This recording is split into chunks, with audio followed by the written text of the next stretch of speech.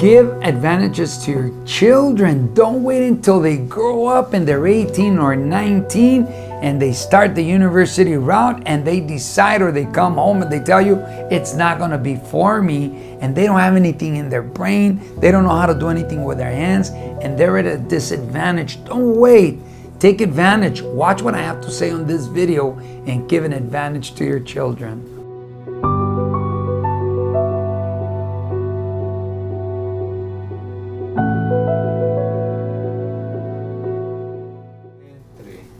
Hi, welcome to my YouTube channel. My name is Frank Quiniguez and I am the ambassador of reading. Today's topic is giving an advantage to our children. And if you're watching this channel, I know that you are interested in making it better for yourself and for your family.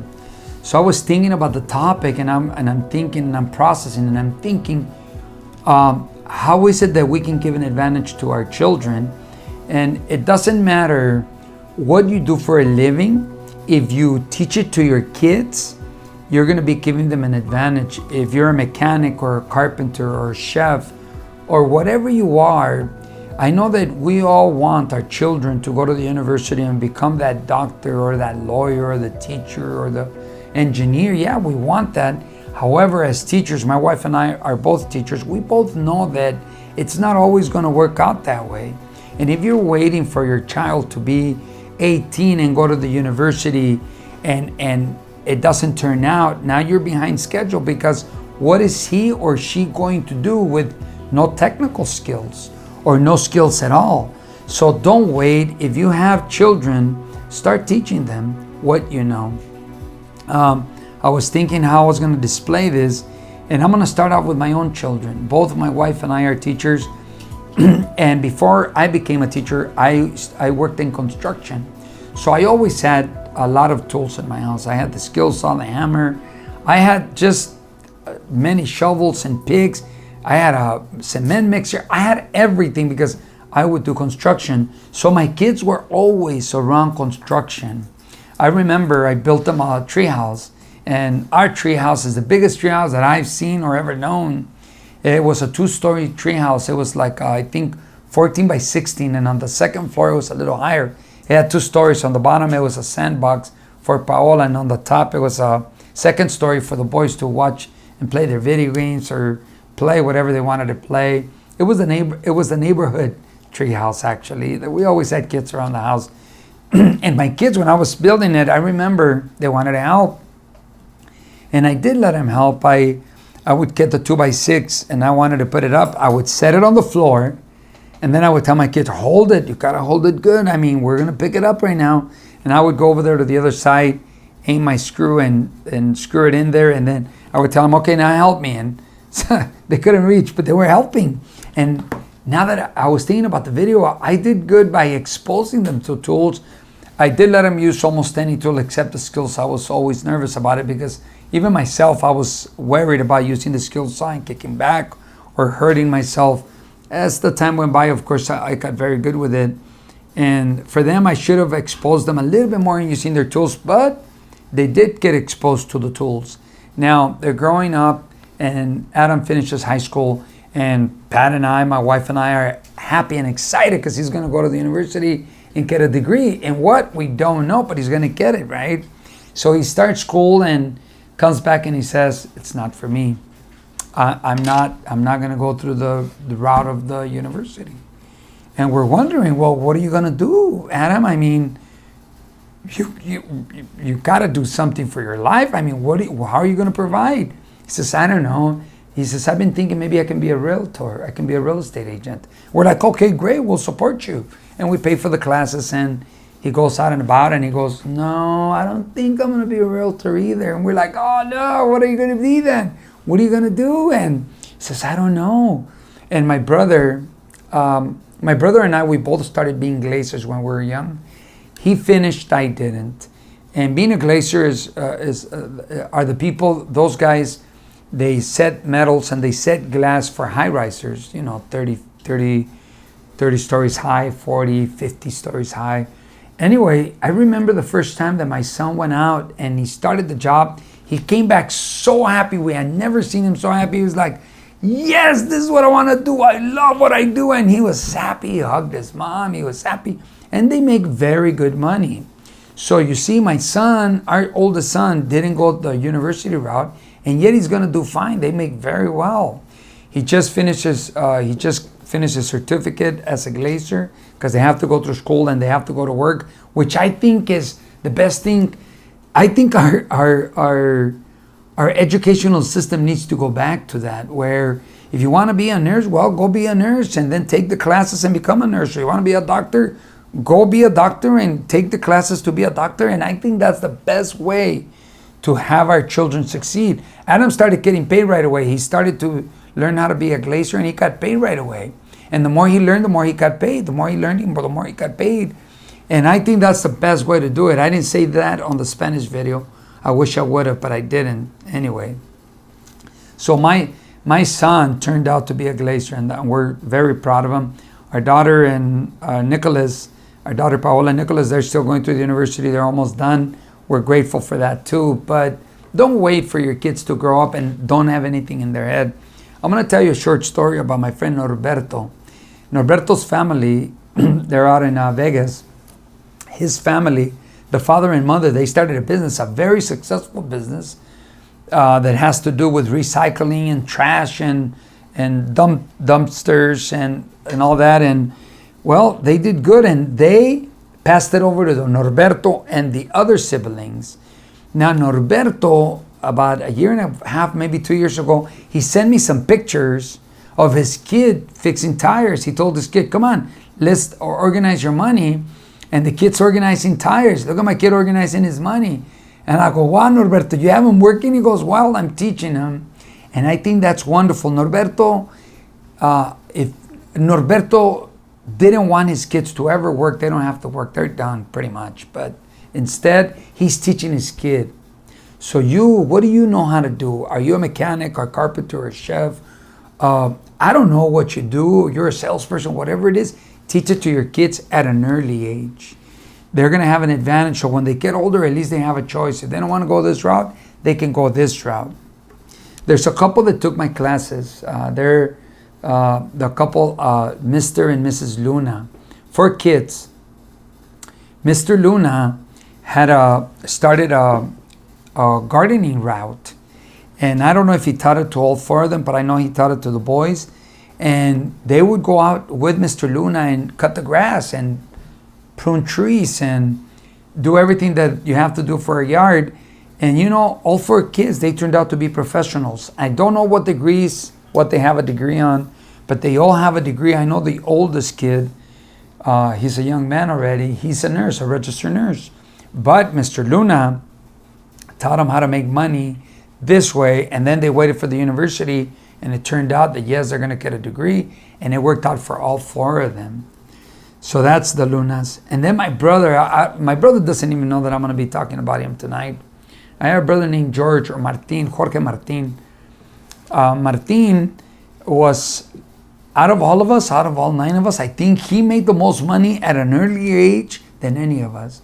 I remember he must have been maybe 13, 14 years old, where him and Peter from the same neighborhood, same block, they decided to go learn how to be mechanics. And they heard about this one man that would teach you, and he had a lot of cars. Excuse me, he had a lot of cars from customers, and then he would teach them. And I remember one time, my brother had his hands in his pocket, and the guy goes by with a screwdriver and he hits him on his hands. He hit him and he goes, hey, never have your hands in your pocket. You're not learning that way. You gotta clean the tool or take off a part or fix a part or do. And my brother shared that thing with us, shared that story with us. And I remember my brother must have been 16 and he was making a lot more money than any of us. He learned how to do brakes and how to change starters or radiators, or he learned how to do mechanics, and he got onto it really quick. So he became a mechanic and he was doing very well. Then he shifted to being a forklift mechanic. And then he was doing so good, and he's already married to Lucy, and he already has his kids. And we're thinking, yeah, he's gonna do great. He calls me up one day and he says, you know about finances. I want you to help me with my house because I want to refinance or I want to pull out some money. I want to get a big semi truck. I want to be a driver now. And I'm like, what? You want to be a driver? But you're doing so good. He says, no, I don't want to be a mechanic anymore. I'm done with it. I want to be a driver, and I want to own my own truck. And I remember we did the transaction, and he ended up being a semi truck driver.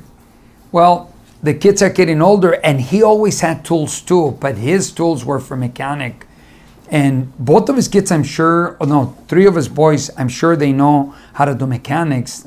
Jessica, well, she's a little girl. It's in our culture where, yeah, they're not going to do stuff like that. But anyway, Adrian turned out to be a mechanic for the airplanes. And his older son, Jorge, he turned out to be a semi-driver. And if he would have waited for them to go to the university and nothing happens, then they would have been delayed. But both kids, they had it in their hands, they had it in their brain that they know how to use tools, so it paid off for them. Now, I'm going to tell you a story about this young man. His name is Sebastian. He's taking my class, my mastermind class, and there's a lesson that I teach about money, that money attracts money, right? So I put him in a circle and I go, okay, show me what you have as far as money is concerned. And everybody, and I'm going around the circle, and there's about 4 or 5 youngsters that are taking my class, Sebastian being one of them. And I'm like, pull out your money. No, I don't have any money. Show me your money. What? And it went on like that. And I finally get to Sebastian and I go, Sebastian, what? And he must have had like $300 in his back pocket or in his front pocket. I don't know where, but he's like, yeah, this is my wad of money. And I go, money attracts money. And we were so like, wow, Sebastian, that's amazing. And it turns out that Sebastian's father is a scuba diver, and he does something with boats. Well, he's already teaching Sebastian his trade. That's his trade, and he's already teaching him. Also, they own like an acre piece of land where they have goats and chickens, and Sebastian takes care of them, and he gets paid for that. And there's a section that they rent out for a man to have his own chickens and his own roosters, and Sebastian takes care of it, and he gets paid for that too. Well, Sebastian is already knowing how to make that $1. Anywhere you're at, if you already know how to make $1 or $2, and you can teach it to your kids, teach it to your kids. Give them the advantage of knowing how to make that $1. Don't wait and then find out they're not going to go through the university and there's nothing in their head. They don't know how to do anything with their hands, and they're behind schedule. Give them the advantage. Now, my friends, I have Mr. and Mrs. Macias, Mayra and Luis. They own a restaurant that sells chicken, like not fried chicken, but where it spins. I don't know, but they sell chicken, and then they have another one. They sell bagels.